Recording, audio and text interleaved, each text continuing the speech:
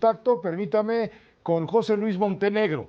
Él es periodista y escritor especializado en temas de seguridad y narcotráfico. Es autor de varios libros, entre ellos Narco Juniors, Los Chapitos, La Cuarta Transformación del Crimen Organizado, El Día que Cayó el Mencho, un libro que está por presentar públicamente ya, lo tendremos aquí la semana que viene, y también el conductor del podcast Narcomundo en YouTube. En redes sociales usted lo contacta con @MontenegroJLuis. Muchas gracias, José Luis, por estar con nosotros y acompañarnos. ¿Cómo te va? Buenas noches. Es un placer, Pepe. Gracias por la invitación. Buenas noches. Gracias. Omar García Harfuch, el secretario de Seguridad, ha dicho en la mañanera que el R1 ordenó también el feminicidio de la influencer Valeria Márquez. Estamos en búsqueda de él. Este es el hijo. O sea, el papá ya está en la cárcel, ahora el hijo también va a ser perseguido.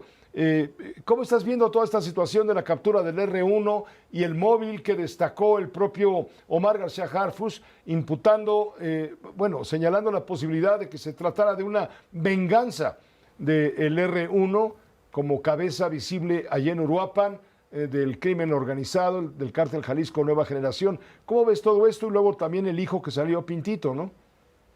Híjole, sí, ¿no? Por lo que refieres tú del asesinato de la influencer Valeria Márquez, era pareja sentimental precisamente del hijo del R1, lo cual a mí me parece alarmante, este tipo de relaciones que normalmente se dan en este contexto de la criminalidad, Pepe. Y también reiterarte que el R1 no es una persona improvisada. Ramón Álvarez Ayala, desde septiembre del año 2012, hay que recordar que la Sedena hizo un operativo allí en la colonia Providencia, en Guadalajara, y logró su aprehensión. Estamos hablando 2012, no solo de Ramón Álvarez Ayala, sino de su hermano Rafael Álvarez Ayala, el R2, e inclusive otro hermano, Jesús Santiago Álvarez Ayala, y desde ese momento ya se sabía que era el R1 el segundo al mando del cártel Jalisco Nueva Generación, es decir, casi 10, 11, 12, 3 años después de que se fundó el cártel Jalisco Nueva Generación, él ya era mano derecha del Mencho tras la caída de un capo que tú recordarás, un capo bastante fuerte en la región, Nicolás Balcázar López el Bronco. Después de que cae él, el Bronco, bueno, pues el R1 adquiere notoriedad en Jalisco y se encarga de expandir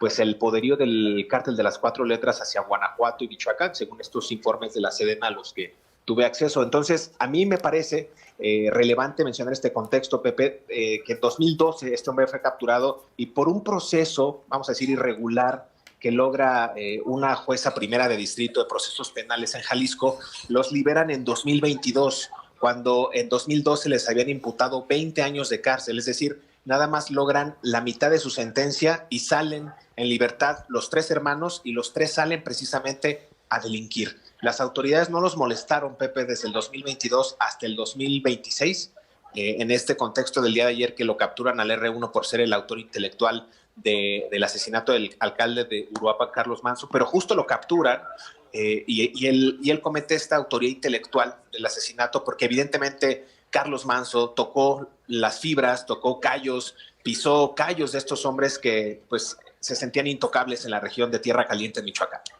Esa puede ser la hipótesis más probable del móvil que llevó al asesinato de Carlos Manso. No se explica de otra manera. ¿Te acuerdas que en ese crimen el asesino material fue asesinado también posteriormente?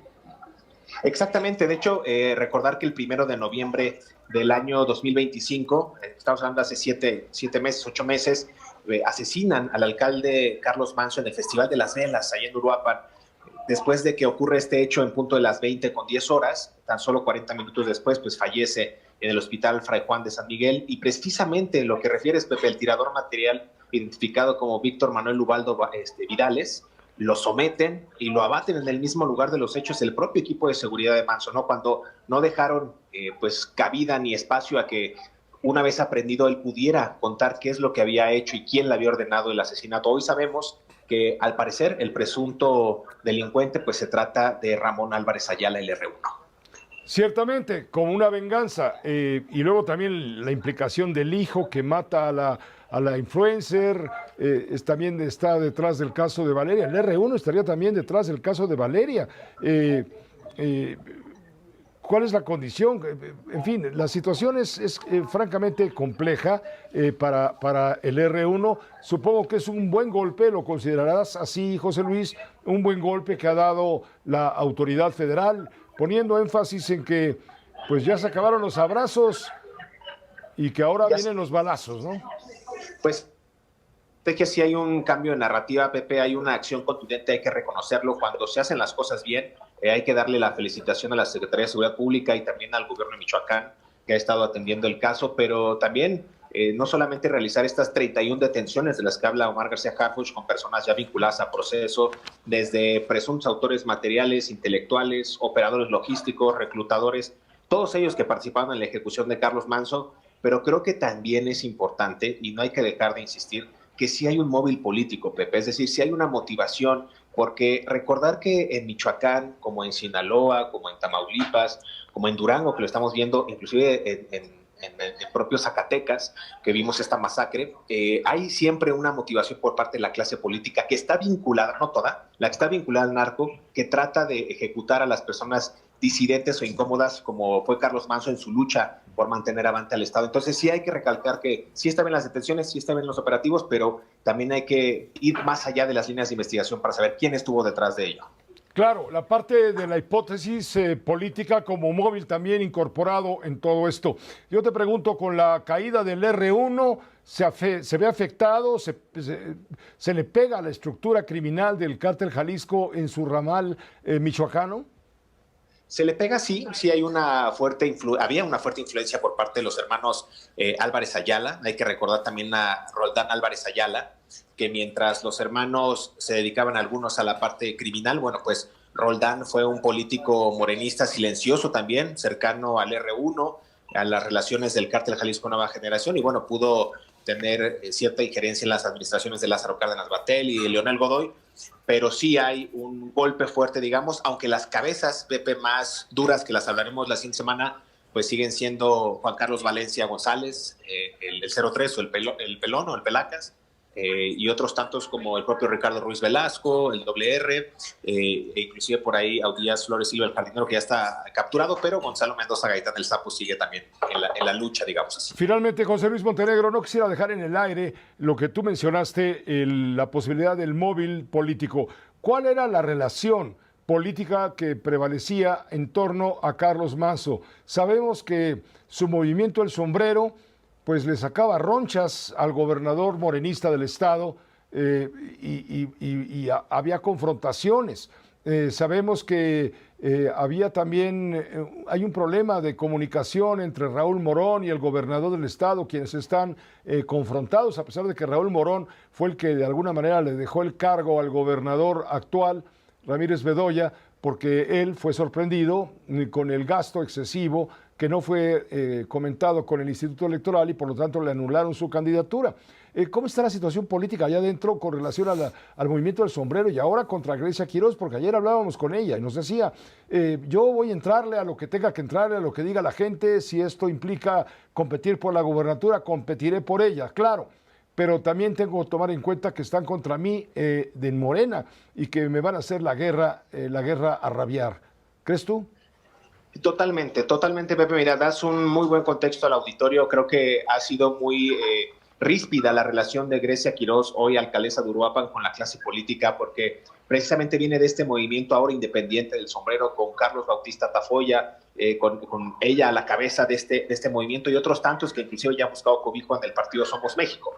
Pero creo que también el caso de Carlos Manso pisó callos en la clase política, sobre todo al gobernador, porque usó mucho este señalamiento que tenía ya desde hace varios años el gobernador Alfredo Ramírez Bedoya con su tío. Tú recordarás a su tío Adalberto Fructuoso Comparán, es el tío político del gobernador, que ya está en una situación legal en Estados Unidos, que inclusive por ahí habla de los presuntos nexos que él tenía con el crimen organizado. Recordar que Fructuoso Comparán está casado con Anabel Bedoya Marín, identificada ya en actas y reportes como la tía del mandatario estatal, y bueno, pues ambos en este caso habrían sido detenidos y procesados por la Corte del Distrito Sur de Florida, acusados de traficar cientos de kilos de metanfetamina para el cártel de Cárteles Unidos. Entonces, hay ciertos señalamientos que hizo Carlos Manso que, insisto, trastocaron esa línea, se vieron pues un poco asediados también la clase política, en este caso de Morena, y hay que relatarlo desde lo que dices tú de Raúl Morón, del propio Leonel Godoy, inclusive Ramírez Bedoya.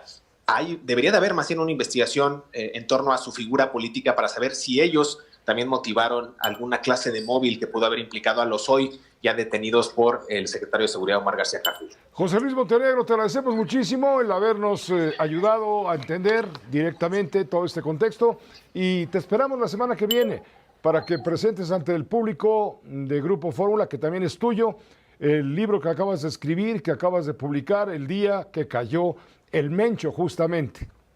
Y con estos temas, Pepe, del caso Manso, inclusive lo que referían ahorita en las notas de que se declara culpable Antonio Ceguera Cervantes, el Tony Montana, hermano del Mencho, bueno, pues no podría caer en mejor momento este libro para analizar el cártel Jalisco Nueva Generación. Nos vemos por allá, Pepe, la siguiente semana. Correcto, muchas gracias.